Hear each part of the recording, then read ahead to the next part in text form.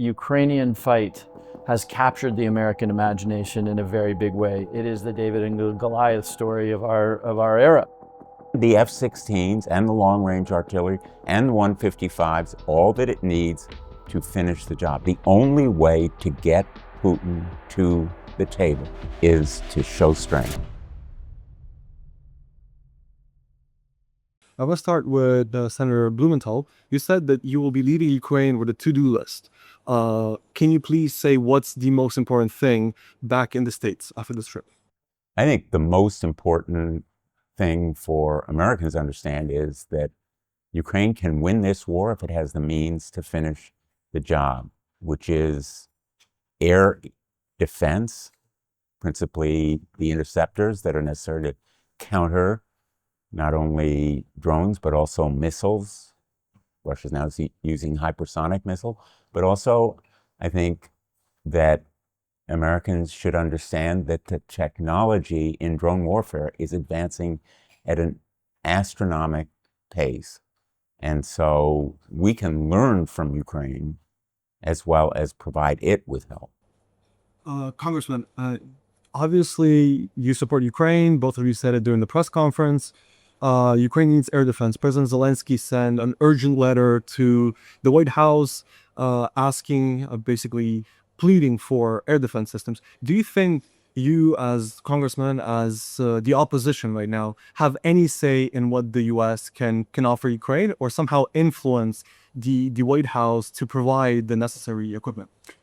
I do, for a couple of reasons. Number one, if you look at inside the Congress, the national security leaders, the chairman and the ranking member, and I'll speak primarily from the House, the chair and ranking member of the House Armed Services Committee, of the Intelligence Committee, and of the Foreign Affairs Committee are all behind this. I'll let the senator speak to the Senate, but I think the same is true on the Senate side.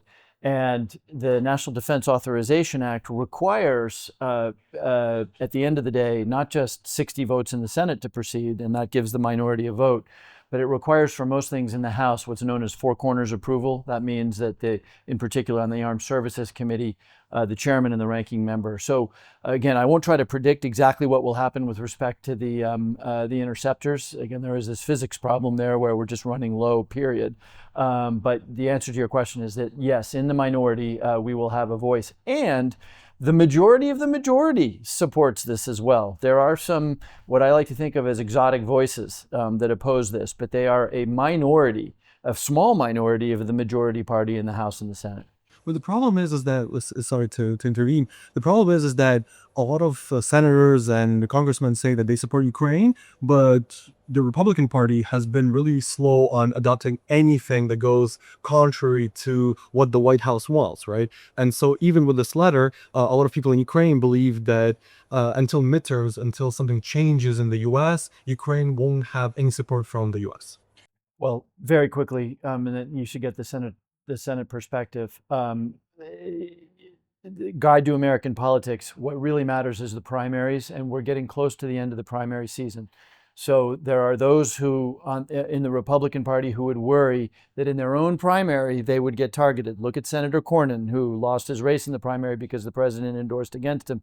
That also happened with Tom Tillis and a number of other members of the House, actually. So anyway, the primary season is the determinant, and we're almost out of the primary season. But secondly, I would tell you, and I'm not usually in the defense of the Republican Party, but I will tell you that there is an adamant belief in the majority of the Republican Party that aid to Ukraine, leadership in NATO should proceed. And I think, I made this comment upstairs, I think that that's reflected in what you saw in the last National Defense Authorization Act. Again, it wasn't headlined, but minimum troop levels in Europe, any number of other things were in that legislation.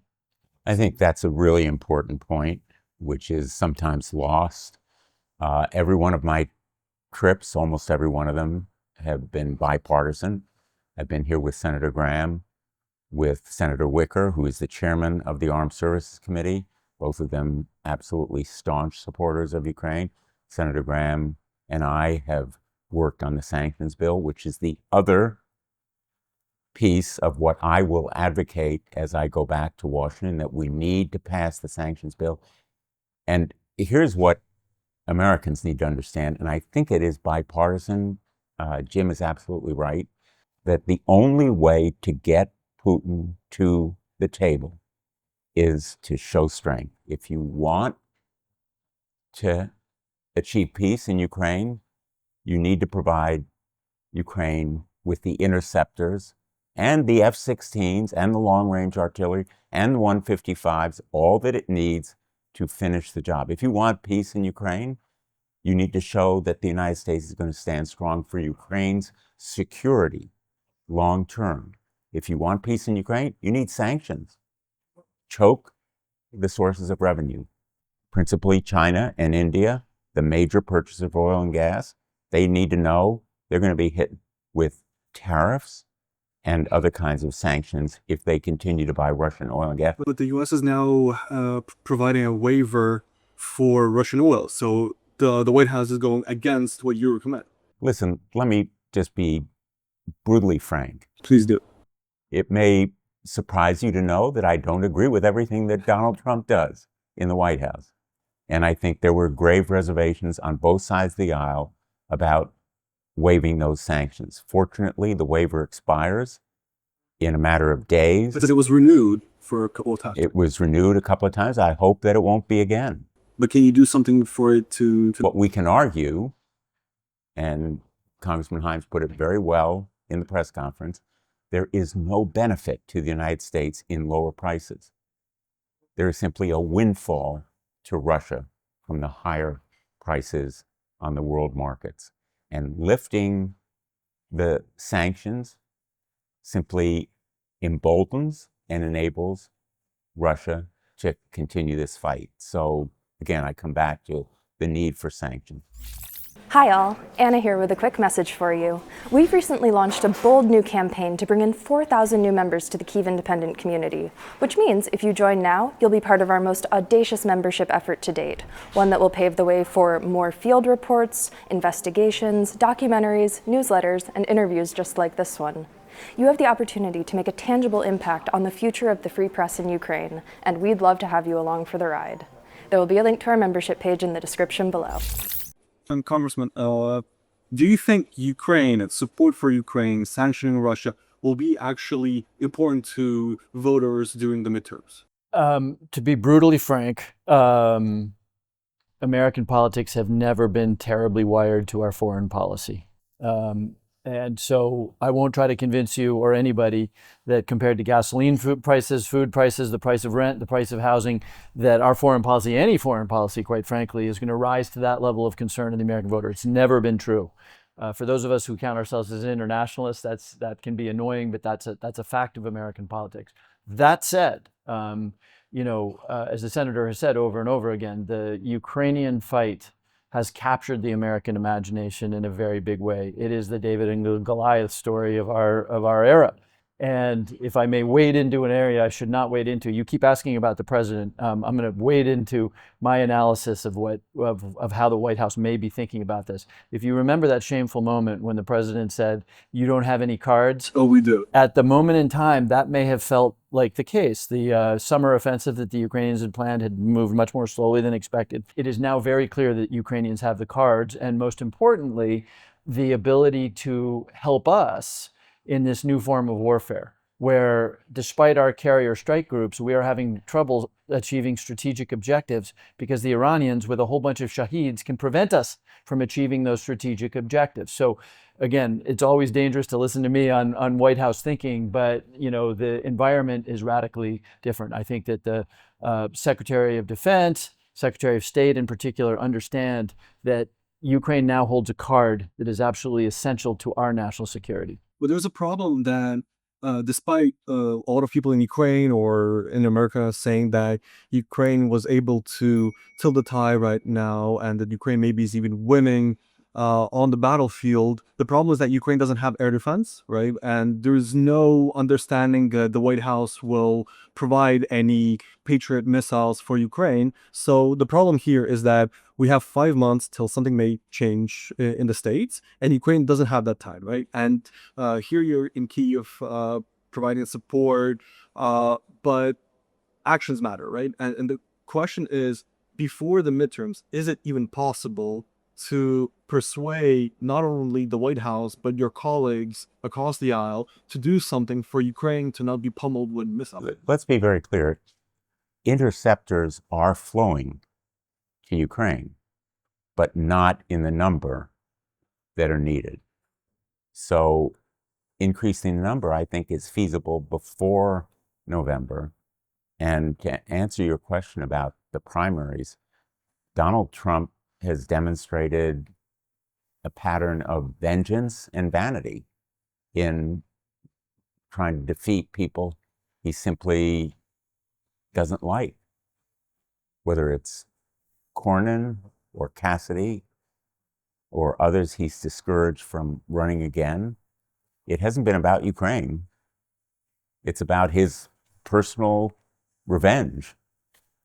So I think that the common cause that we have on Ukraine can sustain an increase in the number of interceptors. But we're not predicting, and we can't claim that we have the power to do it.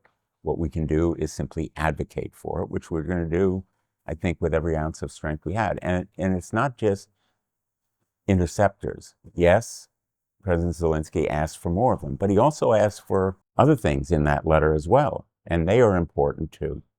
And my last question is actually about different countries, about Europeans who are now purchasing American weapons through the Pearl program. Can you run down, is the Pearl program working? Are you confident that Europeans can scale up support and maybe cover for the states while the situation is unclear in Washington? Yeah, I think it is working, and I tip my hat in particular to the British. The British have been 100%, in from the very, very beginning. But that's true of the rest of Europe, and countries like Germany deserve a lot of credit. Germany could have folded given their energy needs against the Russians. But so I think, at least, I think most of, if not all of my colleagues, really admire the way Europe has stepped up here. What I'd like to see the Europeans do is get more creative about the use of frozen Russian funds. When you see the damage here, you realize that, and I understand there's any number of legal complications that the Belgians in particular worry about, but it is just so obvious that there is a profound need, not just for the funds to purchase weapons, but for what I like to think of as inevitable reparations, given the damage that has been done. And I would hope, again, I praise the Europeans for really stepping up. I hope that they become even more creative about how you might use the frozen Russian funds. I would second that point about the frozen Russian funds,